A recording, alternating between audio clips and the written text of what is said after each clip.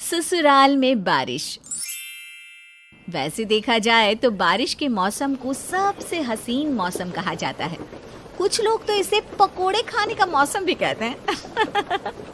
पर रुकिए रुकिए, अगर हिंदुस्तान की महिलाओं से बारिश के बारे में पूछेंगे तो उनका बारिश के मौसम के बारे में कुछ अलग ही कहना है। उनके लिए तो बारिश किसी बिन बुलाई मुसीबत से कम नहीं होती। उनकी राय में तो बारिश मतलब वो मौसम जहाँ छत से कपड़े नहीं सूखते, घर में कीचड़ के पैर बने हुए मिलते हैं, अचार पापड़ नहीं बना सकते आप, और सबसे बड़ी मुसीबत मिडिल क्लास घरों में सीलन और पपड़ी की मुसीबत। अब इन्हीं सबसे परेशान है हमारी राजनगर मोहल्ले में रहने वाली मीना भाभी और उनकी देवरानी कविता भी। कहाँ रह गई दोनों? अरे क्या हुआ? अरे हम दोनों भीग के आए हैं, जरा टॉवेल तो दीजिए और गर्मा गर्म चाय और थोड़े भजिए भी बना दो प्लीज। हाँ हाँ, अभी तो ये आपका रोज का हो जाएगा, चाय और पकोड़े, चाय और पकोड़े। चलो आप दोनों अपने आप को सुखा लीजिए, मैं और भाभी पकोड़े बना देते हैं। हाँ हाँ, आज तो मजा ही आ जाएगा। चलिए भैया जल्दी से तैयार होकर आते हैं। परेश और रवि जब तक अपने आप को सुखाते हैं तब तक मीना और कविता ने चाय और पकोड़ों का बंदोबस्त कर लिया था। अब सब लोग मजे से बैठकर पकोड़े खाने ही वाले थे। क्या खुशबू आ रही है भाई पकोड़ों की। हाँ भैया, बारिश का मजा ही अलग है, कितना मजा आता है ना। रवि का इतना बोलना ही था कि ऊपर से पपड़ी गिरकर उसकी चाय में आकर गिर गई। अरे ये क्या हो गया? क्यों? अब लो ना बारिश का मजा। जरा ऊपर देखो कितनी सीलन हो गई है। इसीलिए मैं भाभी से कहती हूँ कि छत पर इतने गीले कपड़े मत डाला कीजिए। देखिए अब क्या हो गया। उल्टा चोर कोतवाल को डांटे। तुम कितनी बार छत पे बाल्टी के बाल्टी डाल आती हो? कितनी बार कहा मैंने कि ये छत पक्की नहीं है, सीलन हो जाएगी, पर नहीं, इन्हें तो सुननी नहीं है। डालती जाती है बाल्टी पे बाल्टी पानी की। अरे वो तो छत गर्मियों में गर्म हो जाती है, तभी मैं उसे ठंडी करने के लिए पानी डाल आती थी। पर ये इन्हें कितनी बार कहा कि भाभी कपड़ों को थोड़ा निचोड़ कर डालिए, पानी पूरे छत पर जा रहा है, पर इन्हें तो सुननी नहीं। अब देखिए हो गई ना सीलन, अब पूरी बारिश में गिरती रहेंगी पपड़ियाँ। माँ जी ये देखिए ना, ये कैसे मुझ पर आरोप लगा रही है। आप ही कहिए ना इससे, आप तो जानती है ना गलती किसकी है। अब तो सारा दिन देखती है कि ये क्या क्या करती है। वही तो माँ जी को सब पता है, वो सब कुछ देखती है। बताइए ना माँ जी कि गलती भाभी की है या नहीं, उनकी वजह से ही हुआ है ना ये सब।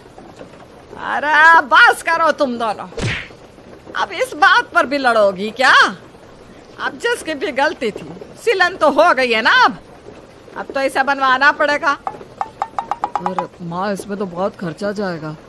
और बारिश के मौसम में तो कारीगर भी इतनी आसानी से नहीं मिलते, मिलेंगे भी तो ज्यादा पैसे मांगेंगे। हाँ माँ, रवि सही कह रहा है, हमें कुछ दिन इंतजार करना पड़ेगा बनवाने में भी। हाँ, तब तक ऐसे ही काम चलाते हैं जब तक हमारी पगार नहीं आ जाती।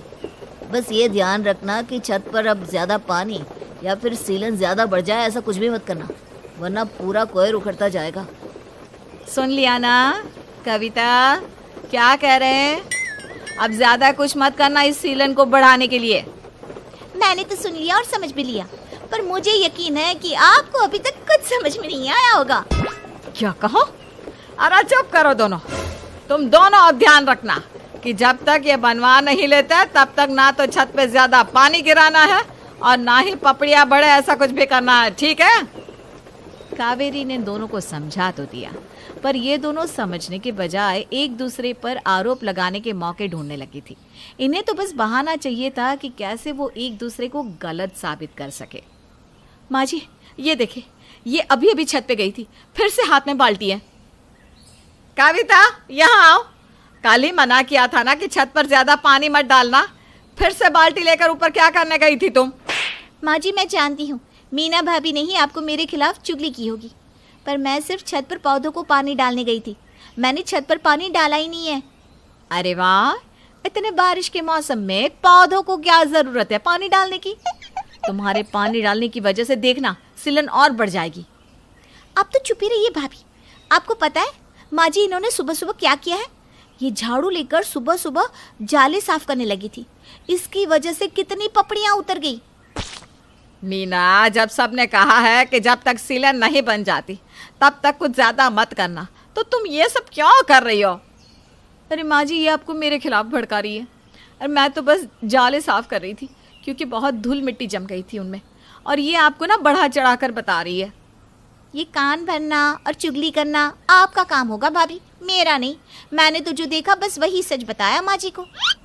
अरे इस सिलन से ज्यादा मुझे लगता है तुम दोनों का दिमाग ठीक करने की जरूरत है। तुम दोनों के दिमाग में सिलन हो गई है। कावेरी चाहे कुछ भी कह ले, मीना और कविता पर उनकी बातों का कोई असर नहीं हो रहा था। उन दोनों को तो बस एक दूसरे की गलतियां दिख रही थी। अरे मीना, कविता, यहाँ आओ दोनों। तुमसे कहा था ना कि बाहर बारिश हो रही है, इस सिलन से पानी टपक रहा है, तो यहाँ कोई बर्तन क्यों नहीं रखा? मैंने तो रखा था माँ जी, सच में। आपने कहा और मैंने उसी वक्त रख दिया था। हाँ, और आपको क्या लगता है यहाँ से बर्तन किसी भूत ने उठा लिया? भूत ने ना सही, भूतनी भी तो हो सकती है ना माँ जी। माँ जी देखिए ना, भाभी मुझे भूतनी कह रही है। एक तो खुद बर्तन रखना भूल गई है और मुझे कह रही है। मैंने कहा ना, मैंने बर्तन रखा था। ज्यादा मत बोलो, तुमने ही हटाया होगा मुझे नीचा दिखाने के लिए। मेरे पास इतना खाली समय नहीं है आपकी तरह जो मैं आप पर बर्बाद करूं। माँ जी देखिए ना। अरे चुप करो दोनों। अब क्या हुआ माँ? इन दोनों से मैं तो परेशान हो गई हूँ सच में। तुम दोनों रोज रोज एक ही बात पर लड़ते थक नहीं जाती? मैं कहा, ये लड़ती रहती है। हाँ, आप तो जैसे दूध की धुली हुई है ना भाभी। मीना और कविता आपस में लड़ ही रही थी। ऊपर से बच्चों के खेलने की आवाज आने लगी। एक मिनट, ये टिंकू और पिंकी ऊपर छत पर क्या कर रहे हैं? हाँ चलो चल कर देखते हैं। सब लोग ऊपर छत पर जाते हैं और देखते हैं कि बच्चे पानी के साथ खेल रहे थे। टिंकू क्या कर रहा है? क्या हुआ मम्मी? मैं तो रोज ही ऐसे खेलता हूँ। रोज पानी से खेलते हो?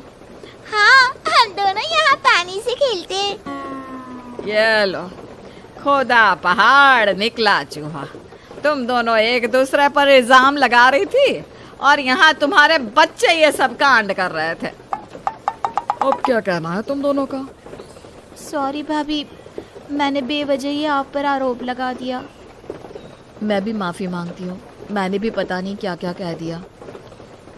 चलो, अब यह मसला तो सुलझ गया। अरे चलो, नीचे बारिश शुरू हो गई है। अरे नीचे कहाँ चले, आज तो बारिश में नहाएंगे जम के। वैसे भी कल से कारीगर आ जाएंगे सिलन को बनवाने। हाँ हाँ चलो भैया। और सब लोग साथ में बारिश में नहाने लगते हैं। तो आपके घर में बारिश को लेकर क्या क्या ड्रामा होता है, हमें जरूर बताइएगा।